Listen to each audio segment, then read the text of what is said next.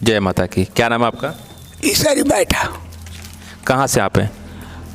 ग्राम काला चौक नौना पाकड़।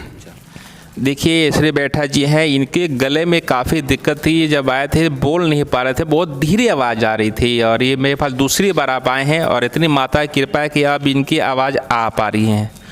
अब ठीक है? हाँ ठीक है, आवाज़ में कोई दिक्कत अभी? अभी तक दिक्कत नहीं है। और पहले से आवाज़ आपकी आ रही है? हाँ पहले से अभी आवाज़ आ रहा हूँ।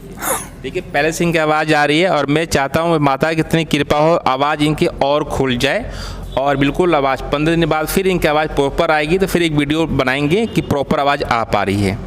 और ये माता का स्वयं कृपा है, इनकी भक्ति है। हम चाहते हैं इस दरबार में जो भी आए और स्वस्थ हों, ठीक होकर जाएं, इतनी माता की कृपा हो। और जो भी आए इस माँ के दरबार में, श्रद्धा सबूरी माँ कालिका सेवादल ट्रस्ट कैसा दरबार है, यहाँ पे हर इच्छा पूरी होती है। बस श्रद्धा